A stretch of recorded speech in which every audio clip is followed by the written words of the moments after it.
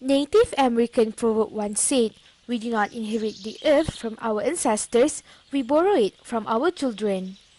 This proverb means it is our duty to protect and preserve the earth we live in. Do you realize how busy we can get with our life that we have sometimes failed to notice the smoke layer skies, the dying trees, or the dwindling animal habitat that cry and plead for help? So, let's take a step to protect our bleeding planet. In this process, we can get ourselves involved in many activities which protects the environment. One of the ways we can do this is by getting ourselves involved in ecotourism. Geared towards nature-loving, socially and ecologically conscious people, ecotourism helps to conserve the environment and sustain the well-being of local people. Known as responsible tourism, ecotourism takes people to the undisturbed area to explore the rich cultural manifestation of the flora and fauna without causing any harm. Precise figures on the economic impact of ecotourism are hard to gauge. The worldwide tourist industry generates 10% of the global GDP. The market for ecotourism was growing by 20 to 34% per year in the 1990s and is now growing by 10 to 12% yearly. The major market for ecotourism are Costa Rica, Ecuador, Nepal, Kenya, and Madagascar. However, most countries, particularly in the southern hemisphere countries, are actively engaged in promoting ecotourism.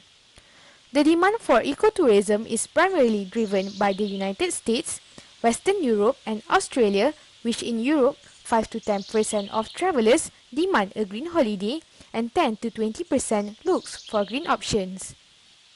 Ecotourism traveler is known as an ecotourist. Generally, ecotourists are characterized as having higher incomes, educated, and tend to be female. Ecotourists tend to travel as couple, limited family, or some singles, but the great difference compared to general tourists is in the amount they are willing to spend in a travel experience. These tourists seek the direct contact with nature, and they are aware of the fact that they are paying a superior value for an environmentally friendly program.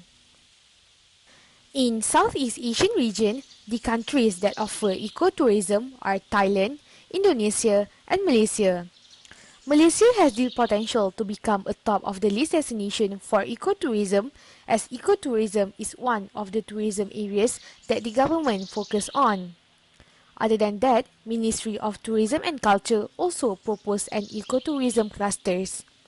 There are 60 proposed ecotourism clusters altogether, with 43 clusters in Peninsular Malaysia.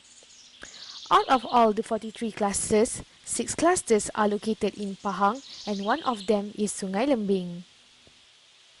At 5th April 2018, we had the opportunity to visit Sungai Lembing to experience the ecotourism activities provided in this small town by ourselves. Sungai Lembing is a tin mining town 42 km northwest of Kuantan, Pahang, Malaysia. From Kuala Lumpur, use the East Coast Highway to get to Kuantan and the drive takes about 3 hours. Sungai Lembing's name came from various sources, but no one knows the truth behind it. Until the 1860s, Sungai Lembing was a major producer of underground tin, and it was managed by the Pahang Consolidated Company Limited, PCCL, which was under British control. Once, it was called El Dorado of the East because Sungai Lembing was where the largest, longest, and deepest mine in the world was located, where the total tunnel length is 322 km, with a depth of between 610 to 700 meter.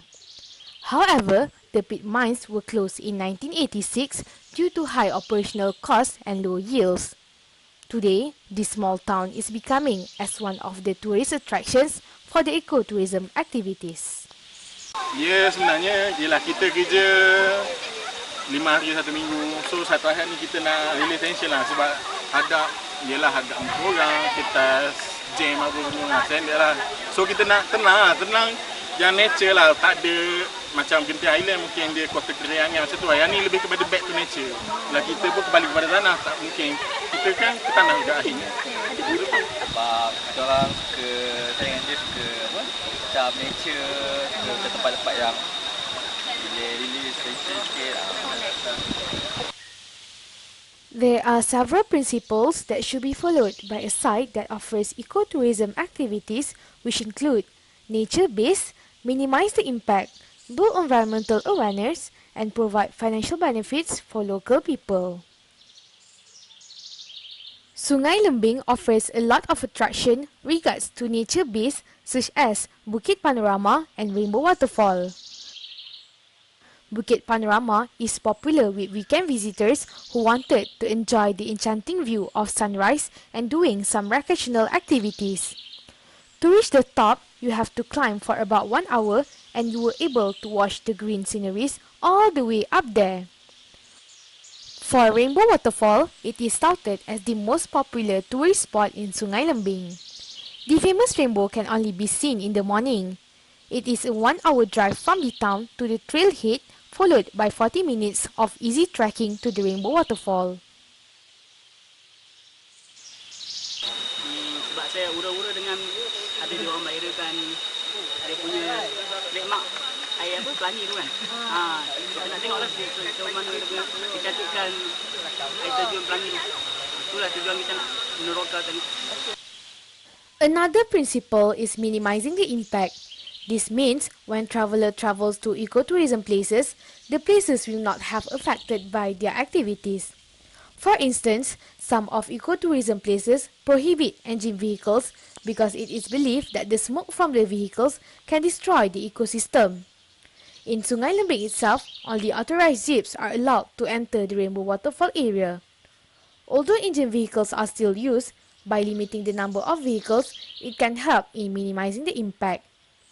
In addition, at the Rainbow Waterfall, we were given a cup of Maggi and Milo that has been provided by the tour guide, and all the trashes were collected before we were about to leave the place. This action is a good example to keep the environment away from pollution.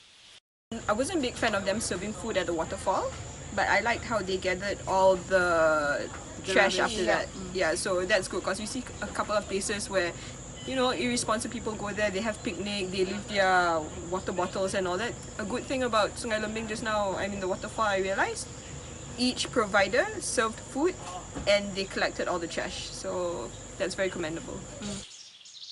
Next is building environmental awareness. As an ecotourism site, local authorities should pay more attention regarding the activities that have been done at the site. Unfortunately, in Sungai Lembing, there is an illegal logging activity happening, although it is a reserve forest. According to Hakimah, a receptionist at Time Capsule Retreat, the illegal logging has causes the pour of water at Rainbow Waterfall decreasing day by day. This is surely a worrying issue as it can cause damage to Rainbow Waterfall.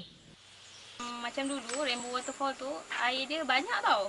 Dia macam korang pergi pagi tadi nampak air dia macam air hujan je kan. Dulu dia macam betul-betul air terjun yang memang banyak lah. Tapi disebabkan ada orang tebang pokok apa semua, so air dia dah jadi macam sikit. So kita takut nanti Rainbow Waterfall tu lama-lama dah tak ada apa kita pergi sana dah tak ada apa, dah tak ada attraction yang nature kan. The last principle is providing financial benefits for local people. Generally, any tourism sites will benefit the locals through financial and authority to certain sites. Once, Sungai Lembing was in decline due to the closing of pit mines in 1986. However, thanks to tourism, Sungai Lembing achieved its glory day back.